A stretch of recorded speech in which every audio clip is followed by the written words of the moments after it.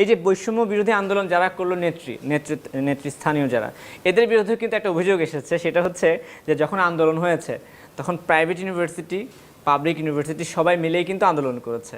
যখন public university, দাঁড়ান, let me correct you, private university, public university, মাদ্রাসা সবাই মিলেই করেছে।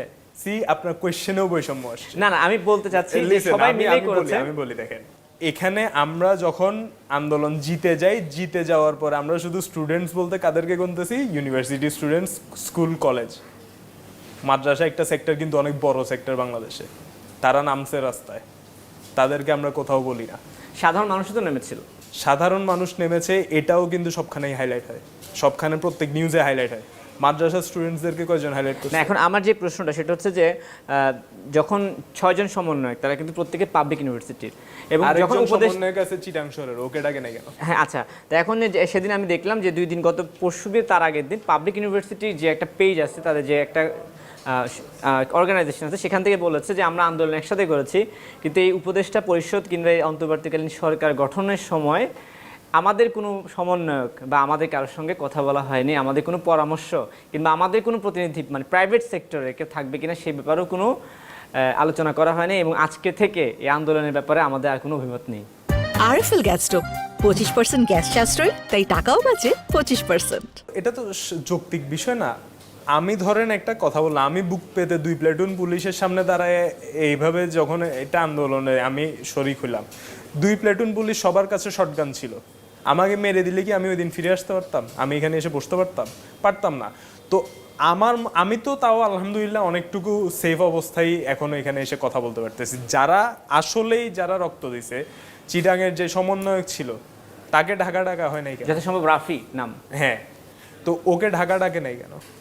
ও চিটাংয়ের মতো একটা এত বড় শহর, ঢাকার বাংলাদেশের সেকেন্ড মেট্রো সিটি, যেখানে সব থেকে বড় আন্দোলন হয়েছে ঢাকার পরে, ওকে ডাকা হয় না কেন? ও একজন সমন্বয়ক পুরা চিটাং শহরে, ওকে ডাকে নাই কেন? তারপরে আপনি যদি বলেন যে আমি আর আপনি ধরেন একটা খেতে গেলাম, সারাদিন পরিশ্রম করলাম, মাসকে মাস পরিশ্রম করলাম, ফসল উঠার পরে আমি ফসলটা নিতে পারলাম না, মানুষ এসে ফসলটা নিয়ে চলে গেল, তখন আপনার আর আমার ক্ষোভের কারণ আসবে না? অবশ্যই। সাধারণ জনগণকে জিজ্ঞেস করা হয় নাই কেন? সমন্বয়কদেরকে জিজ্ঞেস করা হয় না কেন? স্টুডেন্টদেরকে জিজ্ঞেস করা হয় না কেন? ভোট কেন করা হয় না যে এদেরকে রাখাও হবে কি হবে? যেমন ধরেন এখন আমাকে আমার কন্টেন্টের নিচে আমাকে ইন্ডিয়ানসরাও ফলো করে, আমাকে হিন্দুরাও ফলো করে, আমাকে খ্রিস্টানরাও ফলো করে, বুদ্ধিস্টরাও ফলো করে, মুসলিমরাও ফলো করে।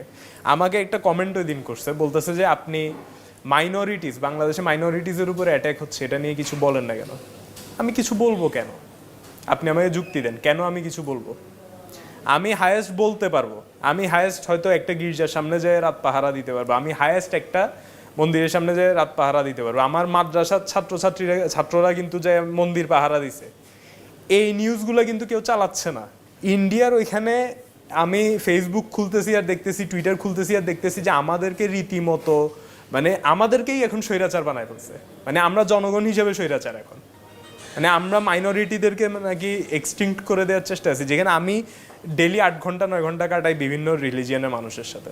বৈষম্য আমাদের প্রত্যেক জনের মধ্যে আছে, বৈষম্য আমরা নিজেদের মধ্যেই এখনো দূর করতে পারিনি।